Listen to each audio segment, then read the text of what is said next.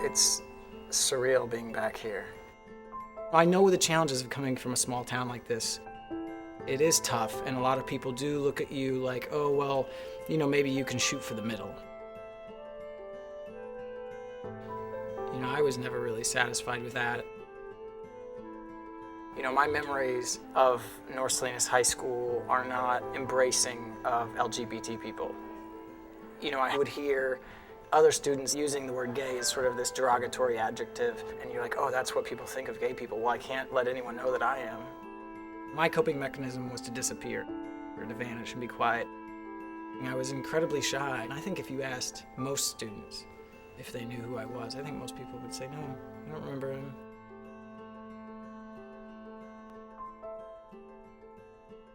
I just sort of was like that guy who you sort of saw passing in the halls and you didn't quite know who he was or what he was into.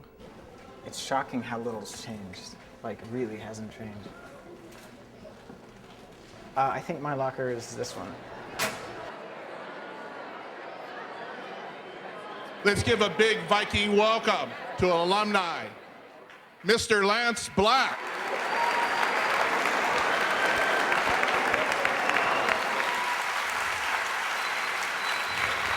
Hello, Vikings.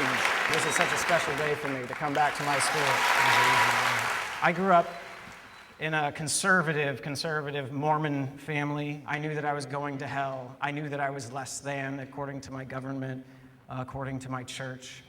So at that point, you have two choices, right? You can either shrink and hide. You start to vanish. Or you can do the other option, which is what so many gay and lesbian kids sadly do in this country. You can take your own life. And what I decided to do was to hide and to shrink and to not let anyone know.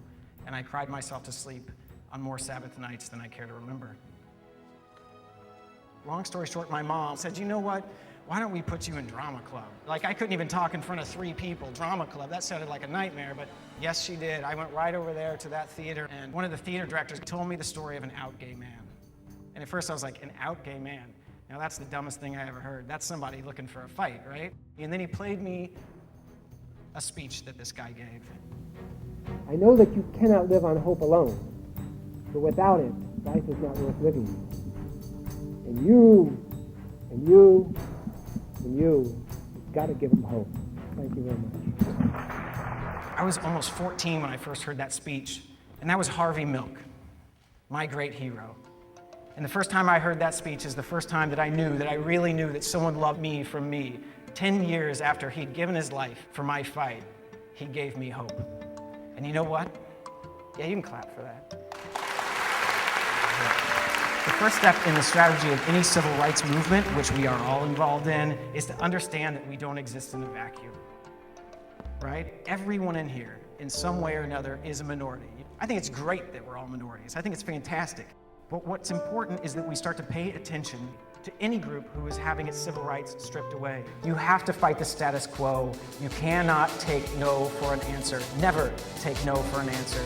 And get out there and agitate and make good things happen for yourself. Thank you.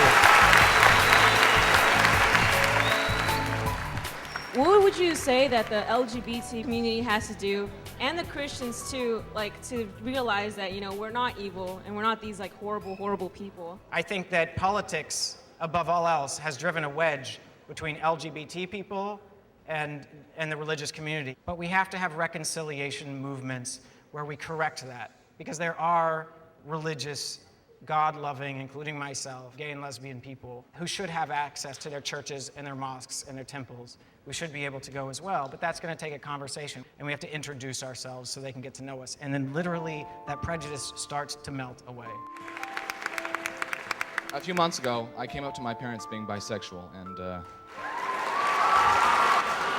I come from a similar background that you do. My parents are, my stepfather's highly religious, he's Mormon, and my mother is on the conservative side, and I was very afraid of what they would do. But, I mean, they said that they were tolerant of me, but a few days after that, they were kind of, you know, very distant from me. But I don't hate them for that.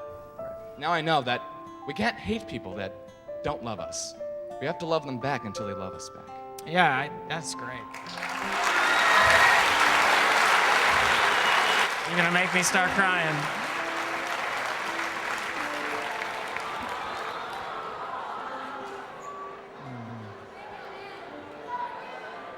Yeah, we love you. You did something incredibly brave. Thank you. I mean, he was me in so many ways. I mean, that was me. I was the Mormon kid, but I wasn't as brave as he was. He was so incredibly brave to stand up in front of his class and to do that and to say that. Actually sent some chills like down my spine because I was shocked at, like the amount of guts you have to say that in front of the whole school. Yeah. Like that takes some bravery. We're teenagers, we need people to be encouraging us because there's so many kids in this world today that feel like lost and they want somebody to be able to tell them it's okay, you know, I'm here for you. And I just liked how he gave that sense of hope to the kids. It's like, seriously, if you guys dedicate yourself to 1 year of a gay-straight alliance and work really hard to make sure you get some straight people and some gay people and some bi people and some trans people, whatever you can get. This day changed North High. It made the foundation for having a gay-straight alliance. They've wanted it. They've talked about it. This cemented it. I swear to you, you guys will be saving lives of the new freshmen coming in. You'll be saving their self-esteems, their self-worth, and that's how change happens. And it happens really fast. We have a lot of kids that need this. A lot of kids need someone focused in on them that says they're good, they're okay, just the way they were made. If you could change somebody's life and put one impact on somebody today, imagine the next time he comes, it'll be even bigger and even better for change and for hope. It just it gives me hope that I might be able to do something really big also.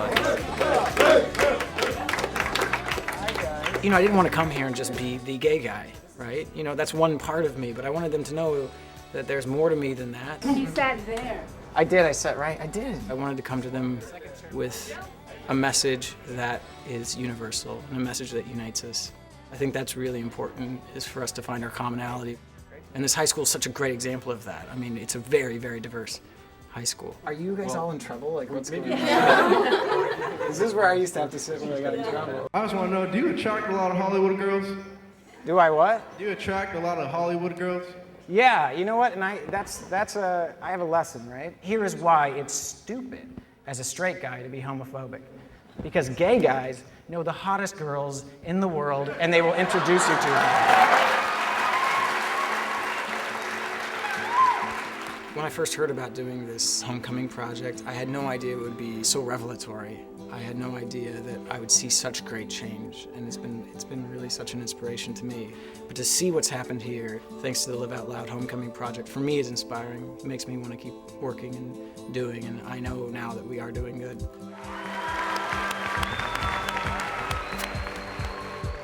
Your personal story can be an example for gay high school students. Live Out Loud's homecoming project is your opportunity to make a difference.